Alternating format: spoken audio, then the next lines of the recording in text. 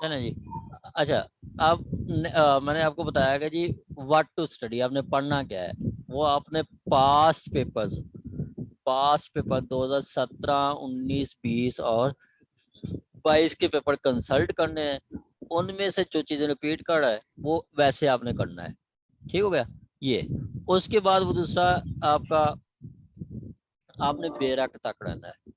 बेरक पढ़ना है, इधर उधर आपने नहीं जाना है। ठीक हो गया। बेरक तक रहना है, उधर उधर आपने नहीं जाना है।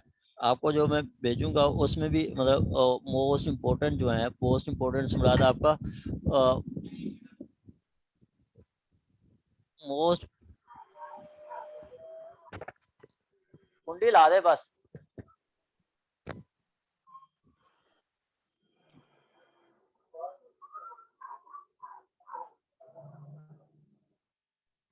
चलें, उसके बाद व्हाट टू स्टडी में आपका यही है कि जी आपने सिर्फ बेरक्स तक रहना है।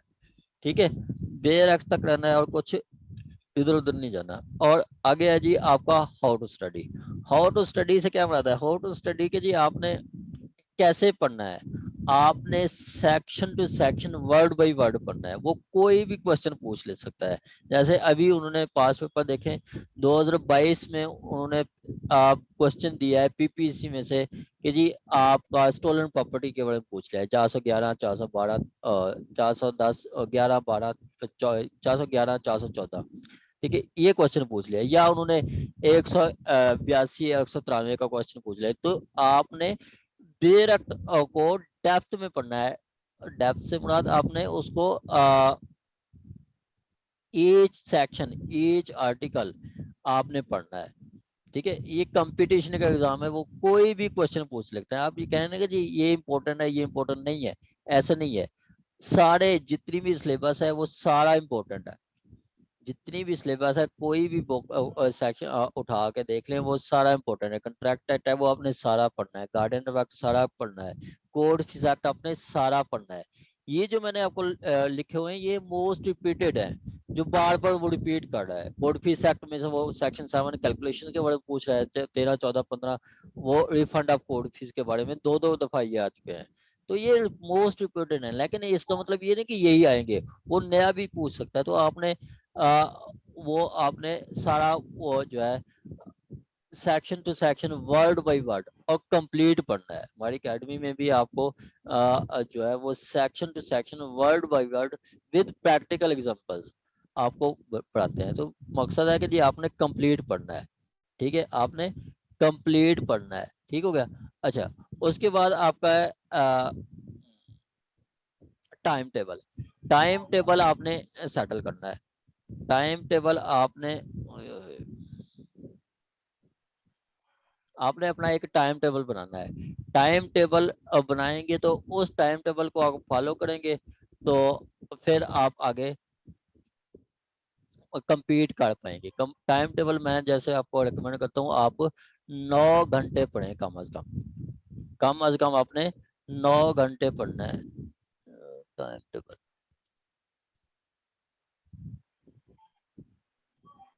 9 घंटे पढ़ेंगे तो आप compete कर पाएंगे। ये देखें, ये आपका टाइम टेबल। अच्छा, टाइम टेबल आप अच्छा, ये तो आपको सरसरी हम बता रहे हैं। ठीक है, आप अपना भी कोई जो फिजिबल है वो आप टाइम टेबल सेट कर सकते हैं। यूट्यूब चैनल, इसी चैनल के आप उस पर भी मैंने आपको इधर में इसके बारे में डिटेल के साथ बताया कि जी आपने कैसे पढ़ना है। ये मैं आपको सजेस्ट कर रहा हूँ, अकेडमी सजेस्ट कर रही है। आप अपना भी कोई टाइम टेबल सेट कर सकते हैं, जरूरी नहीं है कि आप इसको फॉलो करें। ठीक है, अपना भी आप टाइम टेबल सेटल कर सकते हैं। अच्छा, इसमें क्या है, इसमें डिवाइड किया गया कि जी मेजर एक्ट्स हैं।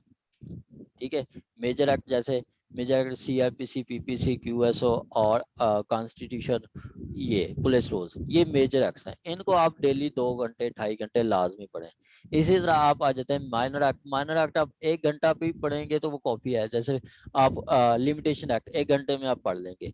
कंट्रैक्ट एक्ट आप कंट्रैक्ट एक्ट या आपका जो है स्पेसिफिक लीफ एक्ट या आपका रेंट प्रिंसेस एक्ट, ये माइनर एक्ट्स हैं। इनको आप 1 घंटा, 1.5 घंटा देंगे तो वो सफिशिएंट है। ठीक है, हाँ जी। उसके बाद आप डेली सबसे ज्यादा मैंने रखा है इंग्लिश के, क्योंकि सबसे ज्यादा बच्चे इंग्लिश में फेल होते हैं। इंग्लिश आपने डेली बेस पे पढ़नी है। इंग्लिश आप कैसे करेंगे? इंग्लिश आपने ईडियम पैरावर्ड डेली पढ़ें, ईडीएम पैरावर्ड डेली पढ़ें, और आपका direct and direct, passive active passive voice, ये आपका ऐसा होगा कि जी आपकी ट्रांसलेशन ठीक हो जाएगी। पंक्चुएशन, ये आप इस तरह की डेली प्रैक्टिस करें। और एक ऐसे के लिए मतलब 1 पेज, मतलब 1 पेज लाजमी लिखें, लिख के इवेल्युएशन करवाएं, अपने मेंटोर से इवेल्युएशन करवाएं। इससे ये होगा कि आपकी ऐसे प्रेसी में बहुत काफी फायदा होगा, और स्पेशली ऐसे में, ठीक है, आपकी मिस्टेक्स नहीं होगी। ये तो होगी डेली बेस पे। वीकली आप ऐसे और आपका प्रेसी वो लाजमी एक कंप्लीट करें, ठीक है। इसी तरह आप आ जाएं तो उर्दू, उर्दू में भी यही चीज़ है कि जी आप इधर तो आप थोड़ा डिक्शनरी चेंज हो गया है, मुहावरे ज़रूर मिसाल नहीं है, लेकिन आ सकते हैं, ठीक है। और उस तशरीह भी नहीं है, ठीक है। ऐसे के लिए डेली आप वो करंट अफेयर की कोई बुक मतलब जो है एक न्यूज़ अखबार का एडिटोरियल पढ़ें, उसको अपने पेज पे लिख लें। इससे होगा कि आपको करंट अफेयर का भी पता चलता रहेगा, आपका ऐसे भी तैयार होता रहेगा, और इधर उर्दू का भी तैयार होगा। ऐसे प्रेस ये डेली करें। और लीगल टर्म्स आप डेली बेस पे करें।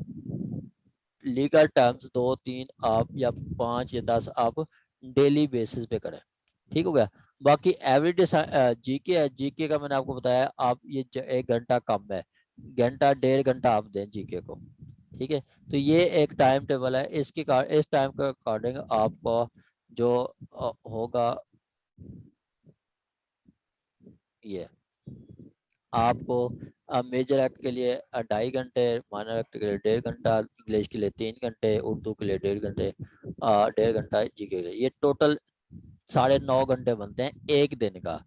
अगर यही शेड्यूल आप रख लेते हैं ना 15 दिन 20 दिन, ठीक है, 1 महीना ये शेड्यूल रख लें, तो आपको खुद फील होगा कि जी मुझे सिविल जज बनने से कोई नहीं रोक सकता सिवाय अल्लाह पाक की जात के, ठीक है।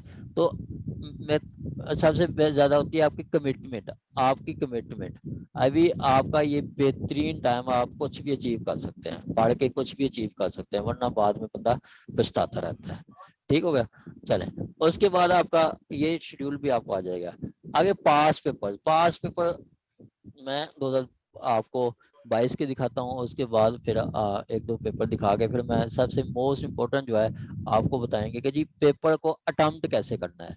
फिर मैं आपसे आपकी क्यूरीज लूंगा, उसके बाद फिर नेक्स्ट हमारे जो स्टाफ होगा वो आपको बताएगा, ठीक हो गया। पास पेपर मैं सबसे पहले आपको 2022 के दिखाता हूँ। 2022 के पेपर जो थे, तारीख के, मतलब तारीख 2017 से मैं रिपीट कर रहा हूँ, क्योंकि पेपर 2017 से 7 पेपर हुए हैं, पहले 2 पेपर ये होते थे, ठीक है। 2017 के से अब तारीख के सबसे आसान पेपर 2022 में है, ठीक है। 2022 में आसान तरीन पेपर है, वो आप देख के लगेगा कि जी ये तो कुछ भी नहीं है। अब 2019 के देखें तो तारीख के सबसे मुश्किल 2019 के थे या 2017 के थे, ठीक है। अच्छा, अब ये पहला पेपर है आपका कंट्रैक्टर का। उसमें वो सबसे पहले तो पूछ लेता है कि जी आपके इसके प्रिंसिपल बताएं कि एग्रीमेंट क्या है, कंट्रैक्ट क्या है, ठीक है। कंट्रैक्ट जिसको इन्फोर्सेबल हो, और एग्रीमेंट वो जरूरी नहीं है कि ना इन्फोर्सेबल हो। एग्रीमेंट से मुराद एक प्रॉमिस है, उसमें कंसिडरेशन है, तो वो एग्रीमेंट है। और एग्रीमेंट कोई सोशल भी हो सकता है, यहाँ पे कोई लीगल एग्रीमेंट होगा तो उसको इन्फोर्स किया जाएगा, जो इन्फोर्स हो सकता है वो कंट्रैक्ट है। और वाइड और वाइडेबल, वाइड वो जो मतलब जैसे 24, 27, 28 में बताया गया कि जी जैसे किसी को शादी से रोकना, किसी को बिजनेस से रोकना, ठीक है, ये ऐसे कंट्रैक्ट वाइड है। वाइडेबल है जो दूसरी पार्टी के ऑप्शन पे हो, जिसमें फ्री कंसेंट नहीं होती, ठीक है, वो वाइडेबल है। इस तरह के ये क्वेश्चन है। या फिर उन्होंने आप पूछ लिया था एसेंशियल्स ऑफ कंट्रैक्ट, सेक्शन 10 पूछ लिया उन्होंने, ये सेक्शन 10, ये बहुत आसान पेपर है, बहुत ही आसान। उसके बाद आपका वो दूसरा बाद में आ जाता है ये गार्डन वार्ड एक्ट, उसमें रिमूवल पूछ लेता है, या फिर वो पूछ लेता है गार्डन अपॉइंटमेंट का तरीके का पूछ लेता है। अपॉइंटमेंट है सेक्शन 7 और रिमूवल 39 है, ठीक है।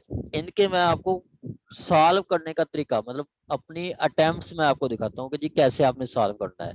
फिर आप कोई भी क्वेश्चन बताएंगे मुझे तो मैं उसका आपको सॉल्व बताऊंगा कि आपने सबसे पहले पेपर के क्वेश्चंस को डिटेल में पढ़ना है, पढ़ के उसके पार्ट्स बनाने हैं कि जी क्वेश्चन पूछ क्या रहा है, क्वेश्चन पूछ क्या रहा है। जैसे ये है कि जी वो कहता है right detail note sport,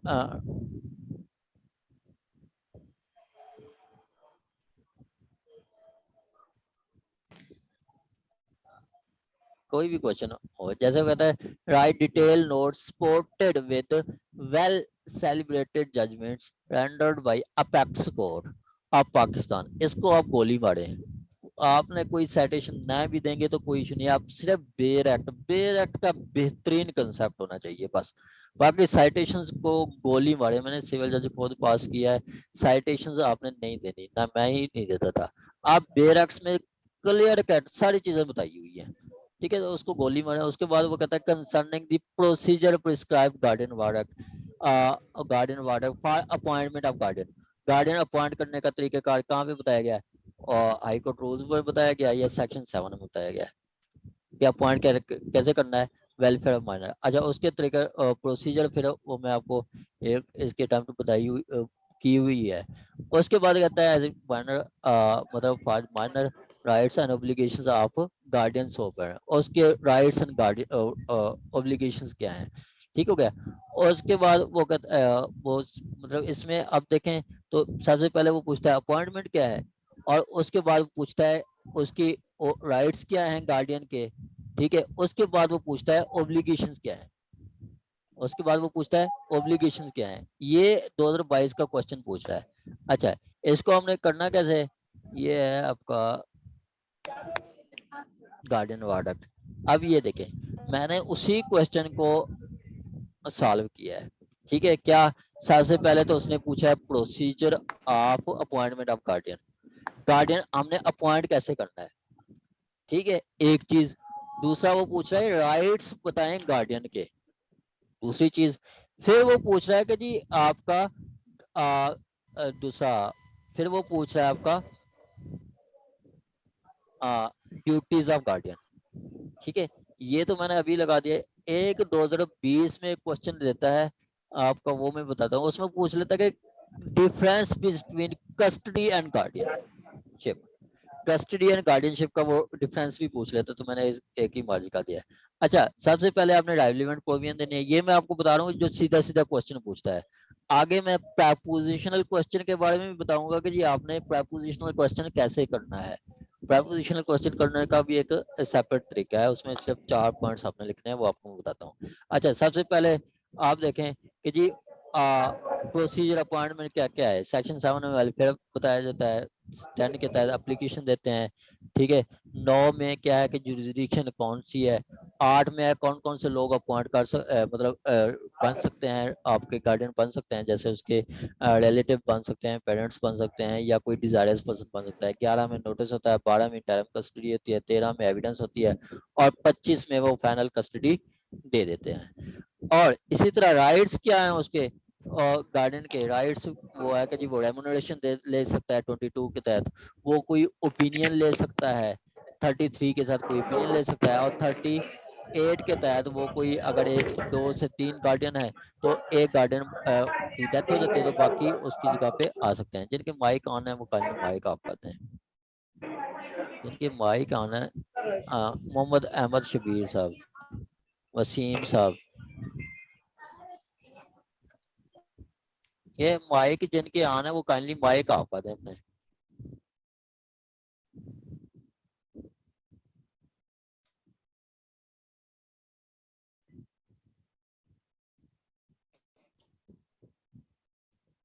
Shabir साहब वसीम साहब अपना माइक ऑफ कर दें।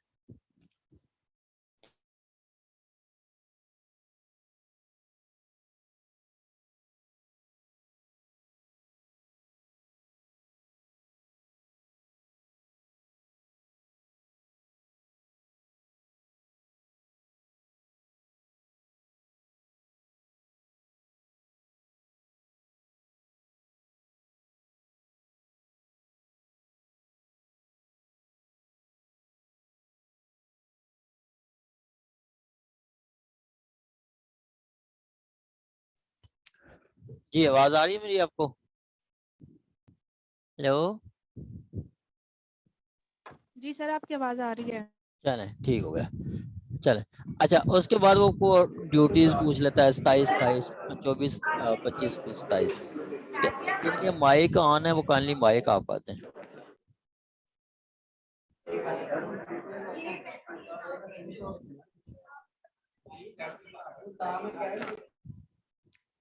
चले। अच्छा ये उन्होंने 3 चीजें पूछी हैं। अब देखें उसमें क्वेश्चन मैं फिर आपको दिखाता हूँ। उन्होंने पहले पूछा है प्रोसीजर बताएं, फिर राइट्स बताएं, फिर ड्यूटीज बताएं। अब जो बच्चा ऐसे करके आएगा उसको तो वो नंबर देंगे, वरना वो कहते हैं जी मैंने तो सारा सही करके आया था लेकिन मुझे नंबर नहीं दिए। अब नंबर वो क्यों दे आपको जब आपने पूरा सही अटेम्प्ट ही नहीं किया। अब ऐसा ये जो क्वेश्चन है वो बहुत रियल मतलब एक्सेप्शनल बच्चे करके आए होंगे जो एक्सेप्शनल होंगे। इस तरह आपने प्रोसीजर के राइट्स के ड्यूटीज आपने बतानी है, उसके बाद आपने उसको थोड़ा थोड़ा एक्सप्लेन कर देना है। एक्सप्लेन भी वही आपने सेक्शंस वाला करना है जो सेक्शन में लिखा है, इधर उधर आपने जाना ही नहीं है। ठीक है। सेक्शन वाला करना है, उधर उधर आपने जाना ही नहीं है। अच्छा आगे वो आपका आ जाता है ये 2017 ये। ठीक है। अच्छा उसके बाद ये आपको मैंने गार्डियन वार्ड का बताया कि जी उन्होंने पूछा है अपॉइंटमेंट और उसके बाद rights and obligation of guardian और rights and obligation of guardian. ये 3 इनको आपने पार्ट्स में कर लेना है। जैसे ये नीचे है कहता है discuss all the grounds of removal of guardian. Removal of guardian उन्होंने पूछा तो आपने सिर्फ 39 को लिखना है। क्या 39 को लिखना है, इधर उधर आपने जाना ही नहीं है, सिर्फ 39 लिखना है क्योंकि उन्होंने सिर्फ 39 पूछा है, रिमूवल ऑफ गार्डियन पूछा है। ठीक है। अब इसी तरह 2020 में देखें तो वो आपको डिफरेंट चीजें पूछ रहा है। ये आपका 2020 है।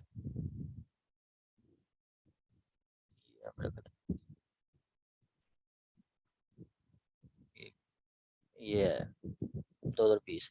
अब इसमें से आप देखें वो पूछ रहा है आपका removal of guardian and section of guardian.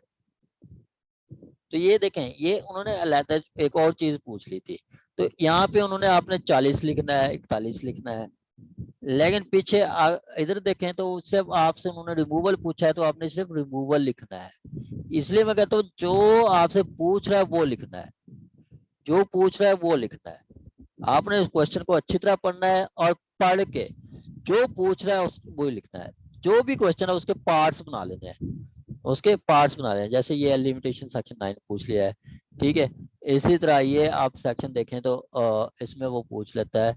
अच्छा इसमें 1964 के उन्होंने पूछा जुरिस्डिक्शन, जुरिस्डिक्शन के लिए सेक्शन 5 है या उसके इंस्टीट्यूशन ऑफ सूट मतलब दायर करने से पहले हम क्या लगाते हैं, प्लेंट लगाते हैं, उसके साथ प्लेंट की कॉपी लगाते हैं, प्लेंट की फोटो कॉपी या शनाख्ती कार्ड की कॉपी लगाते हैं, एक वकालतनामा लगाते हैं, साथ फॉरेस्ट पेश करदा लगाते हैं, फर्द पत्ता लगाते हैं और मुनिस्ट्रा लगाते हैं, साथ सपोर्टेड जो डॉक्यूमेंट्स होते हैं वो हम साथ लगाते हैं। ये वो सारा कुछ पूछ रहा था। उसके बाद पूछ रहा है forum and limitation of appeal.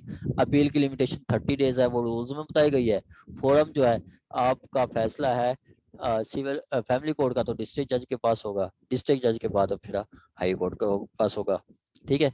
तो ये उन्होंने कहा है फोरम। ये बहुत ही आसान पेपर है। तो कहने का मतलब है आपने पेपर, अच्छा ये पेपर है। अब ये उन्होंने ये देखें उन्होंने ये सारा कुछ आपको लिख दिया है, आपने चुप करके सुकून के साथ, आपको सपोज के ये नहीं आता आपने पढ़ना है इसको। पढ़ना क्या है कि जी देखें कहता है discuss the procedure prescribed family for तलाक। एक चीज आपसे पूछ ली है यहाँ तक कि जी तलाक का प्रोसीजर बताएं। ठीक है। डिस्कस ये देखें discuss the procedure prescribed family code act section तलाक का प्रोसीजर पूछा है एक चीज यहाँ तक। उसके बाद आगे कहता है please open whether woman while exercising delegated right of divorce is required to send a notice to union council of place where she reside, union council, where the marriage registered under the relevant statutory provision of family laws with the rules framed hereunder। तो वो दूसरी वो चीज, दो parts हैं, एक पहले part में पूछा है प्रोसीजर तलाक का, दूसरे पार्ट में पूछा है कि जी अगर वुमेन को डेलीगेटेड राइट दिए जाते हैं डिवोर्स के, तो क्या वो नोटिस भेजेगी या वो नोटिस भेजने की बाउंड है या नहीं है। सेक्शन 8 है मुस्लिम फैमिली ऑर्डिनेंस का, तो वो डेलीगेटेड सर्विसेज है, डेलीगेटेड राइट है डिवोर्स का। डेलीगेटेड राइट्स में वो कहता है कि जी अगर वो वुमेन आपकी अगर वुमेन तलाक देती है, ठीक है, तो फिर उसको भी नोटिस भेजना पड़ेगा, उसको भी नोटिस देना पड़ेगा।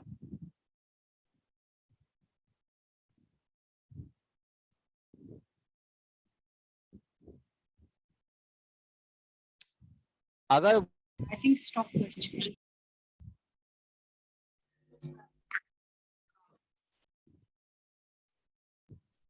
चलें, वो लाइट चली गई थी, चलें। अच्छा, वो आगे बताए थे, अगर वुमेन को तलाक का राइट देते हैं, तलाक के तफवीज 18 नंबर कॉलम में है, ठीक है, तो वुमेन भी तरीकेकार वही अपनाएगी जैसे एक हस्बैंड अपनाता है, वो नोटिस भेजेगी और उसके बाद रिकंसिलेशन होगी, और रिकंसिलेशन होकर दोनों पार्टीज को कोर्ट सुन लेगी, ठीक है। तो ये आपका है 2022 का। अच्छा, फैमिली लॉज का भी मैं आपको दिखाऊं। अच्छा,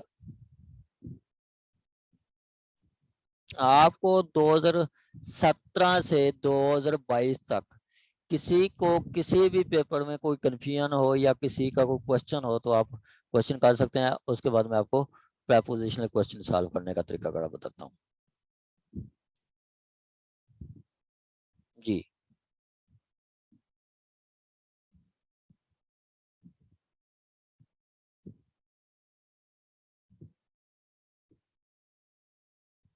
सर मेरा क्वेश्चन है, इन पेपर्स में इंट्रोडक्शन और कंक्लूजन नहीं लिखते? जी मैडम, आवाज कम आ रही है आपकी। सर मैंने पूछा है, इन पेपर्स में कंक्लूजन और इंट्रोडक्शन नहीं लिखते? नहीं नहीं नहीं लिखते मैडम, बिल्कुल नहीं लिखते। ये मैं ना आपको ठीक है सर। भेज दूंगा, ये देखें। कोई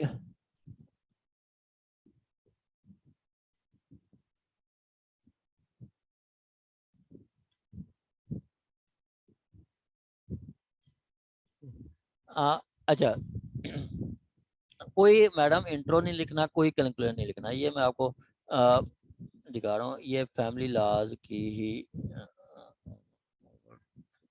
ये फैमिली, जैसे ये फैमिली लॉज के, ये फैमिली लॉज है, ठीक है। अच्छा, उसमें उन्होंने पूछा है कि 2017 का ये पेपर है,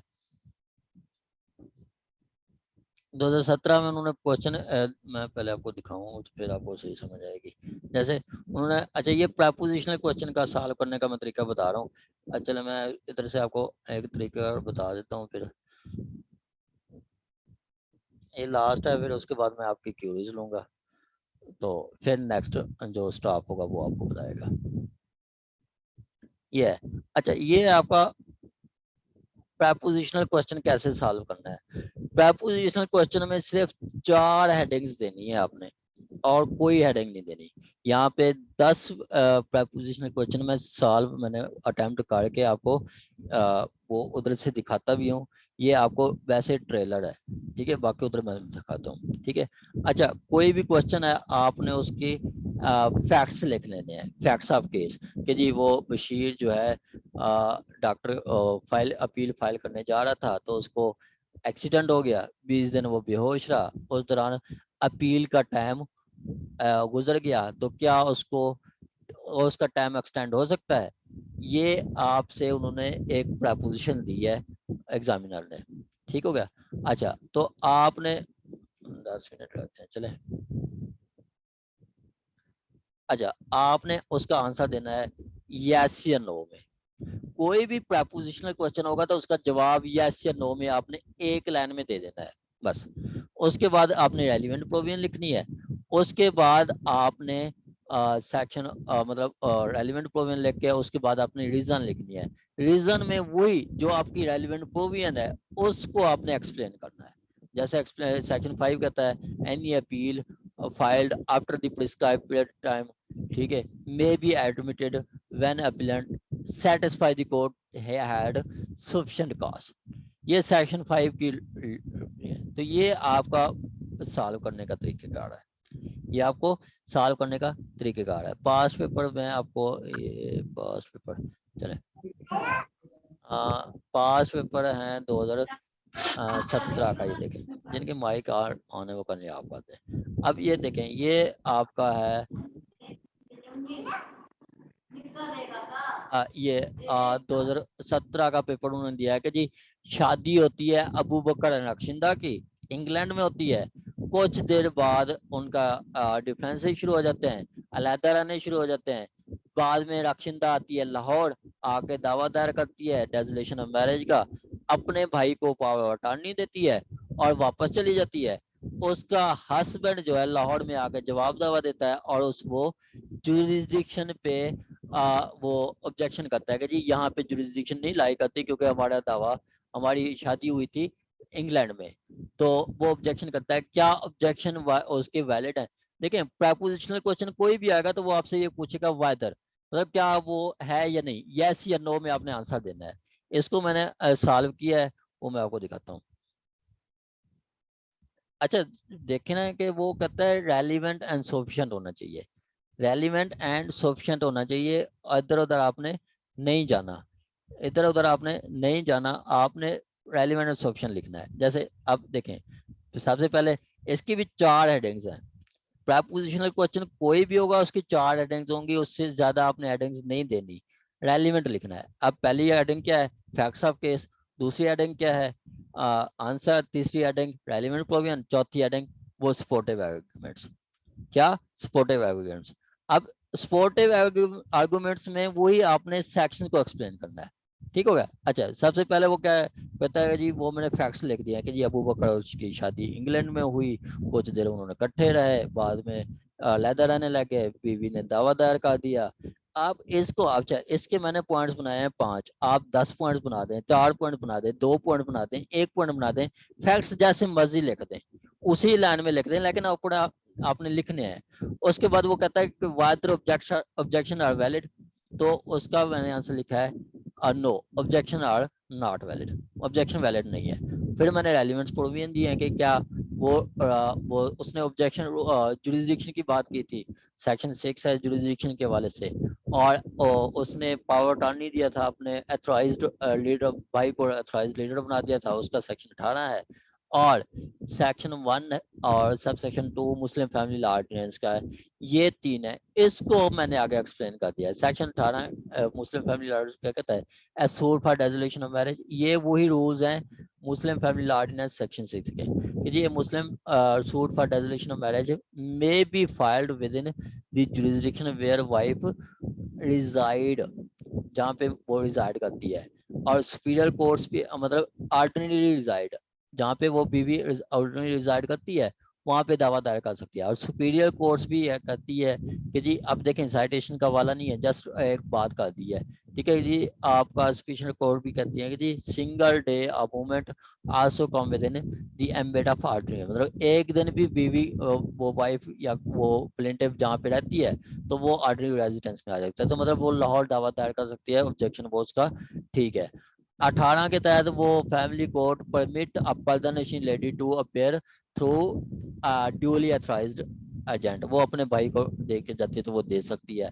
एक दूसरा वो तीसरा कि जी according to section 1 subsection 2 Muslim family law ordinance, Muslim family law ordinance apply to all Muslim citizen of Pakistan wherever they may be, वो जहाँ मर्जी हो, वो लंदन हो, बेल्जियम हो, जहाँ मर्जी हो, मतलब मैं अमेरिका चला जाता हूँ, मैं अगर तलाक देता हूँ अपनी वाइफ को, ठीक है, तो मैं लंदन में बैठ के तलाक दे रहा हूँ, तो मैं तो ये नहीं कह सकता कि मुझ पे अब लागू नहीं होगा, नहीं लागू होगा, मैंने नोटिस देना है। तो यहाँ पे भी ये कहा गया जी वो जहाँ मर्जी रह रहे हो मुस्लिम फैमिली ऑर्डिनेंस अप्लाई होगा। अब उनकी शादी लंदन में हुई है तो इधर आके दावा कर सकती है, तो वो मतलब रेजोल्यूशन का दावा दायर कर सकते हैं। No matter parties reside in London और Paris, family laws apply to all Muslim citizen. ये जस्ट वही 3 सेक्शन को एक्सप्लेन किया है। ये देखें, ये क्वेश्चन 1-2 पेजेस पे है, सफिशिएंट है। वो हाई कोर्ट आपसे क्वालिटी मांगती है, क्वांटिटी नहीं मांगती।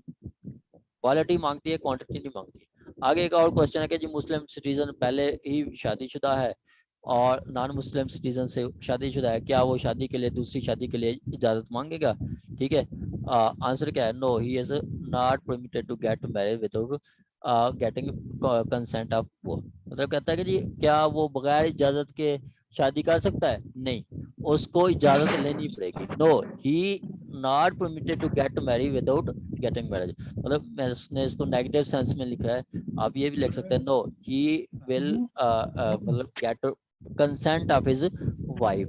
ठीक है, वाइफ नहीं होती है वो, कंसेंट भी आप आर्बिट्रेशन काउंसिल से लेते हैं। रेलिवेंट पॉइंट 6 है, सपोर्टिव आर्ग्यूमेंट्स में वही सेक्शन 6 लिख देना है।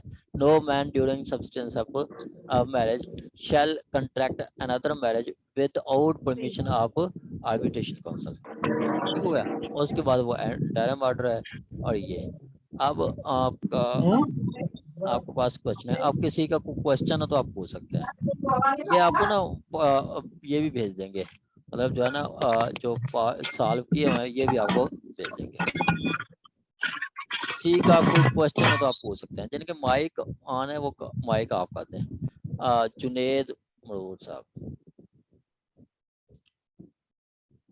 अब किसी का कोई क्वेश्चन हो तो आप पूछ सकते हैं। जी जुएब साहब। जी सर, अस्सलाम वालेकुम सर। वालेकुम सलाम। सर ये सारा जो आपने पैटर्न बताया ये पंजाब के हवाले से है और ये सारी सिंध दुनिया के के हवाले हवाले से, सिंध के लिए हवाले से भी यही है। अच्छा सर, सिंध के मैंने तकरीबन 5 पेपर देखे हैं 97 से ना, तो उसमें एक ही पेपर के अंदर ही तमाम क्वेश्चन किए जाते हैं मुख्तलिफ सब्जेक्ट्स के। फिर उनको हम किस तरह मतलब टैकल करेंगे इसी अकॉर्डिंग टू तरह मतलब किस करेंगे, तरह? इसी तरह करेंगे। हमारी एक स्टूडेंट है हुआ खास के लिए, वो अभी पास किए हैं, 82 नंबर है। वो जब स्टार्ट की थी 2020 से पढ़ी थी और वो कंप्लीट मतलब टेस्ट भी देती थी, काबिल थी।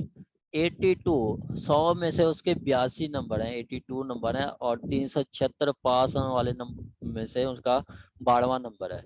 ठीक है, तो उन्होंने बस ये टोटल रेलिवेंट लिखा है, टोटल रेलिवेंट लिखा है। सम टाइम होता है कि जी आपसे क्वेश्चन मिस हो जाता है, वो नहीं, जब एक्स्ट्रा लिखते हैं तो आपको टाइम नहीं बचता, आप पूरा टाइम नहीं दे पाते। तो आप जो है, अच्छा 1 मिनट तक मीटिंग एंड होगी तो मैं दोबारा नई मीटिंग स्टार्ट करूंगा। आपने रेलिवेंट लिखना है शाह साहब, आपने रेलिवेंट लिखना है, सफिशिएंट लिखना है बस। जी ठीक है सर। ठीक है, चलें। और किसी का कोई क्वेश्चन पेपर्स के हवाले से, टाइम टेबल के हवाले से, या पेपर अटेम्प्ट करने के हवाले से, स्टडी के हवाले से, डिस्कशन और बॉक्स के हवाले से, किसी का कोई भी क्वेश्चन हो तो? अस्सलाम वालेकुम सर। वालेकुम सलाम। सर मेरा अटेम्प्ट के हवाले से क्वेश्चन है। जी जी। सर अगर क्वेश्चन अटेम्प्ट करते हैं तो हमें बेसिकली हमारे आंसर्स ऐसे होने चाहिए जो थोड़े एग्जामिनर को अट्रैक्टिव लगे, तो हमें हेडिंग अट्रैक्टिव ज्यादा से देनी क्या चाहिए। मुराद है और मैडम? अट्रैक्टिव से क्या मुराद है? अट्रैक्टिव से मुराद क्या ले रही हैं आप? सर मतलब जिसमें आपको मार्क्स आप ज्यादा गेन कर सकते हैं। मतलब कुछ ऐसे होते हैं ना जिनका होता है कि आपकी हेडिंग ज्यादा होनी चाहिए हेडिंग सेटिंग और नहीं कुछ होते होनी हैं चाहिए मैडम, सिर्फ आपने रेलिवेंट एंड सफिशिएंट लिखना है। कोई भी, मैं आपको ना ये आप सॉल्यूशन मैं आपको भेजूंगा, ठीक है, ये ग्रुप्स में आ जाएंगे। आप देखें कोई एक चीज भी एक्स्ट्रा नहीं लिखी हुई इसमें, देखें कोई एक हेडिंग मिली है आपको? ये हाई कोर्ट भी ये कुछ कहती है कि आपने कोई एक्स्ट्रा हेडिंग नहीं देनी, जो मतलब, और लिखना भी आपने बेरक्ट की वर्डिंग है, मतलब बेरक्ट में जो लिखा है वही आप बता दें बस, एक्स्ट्रा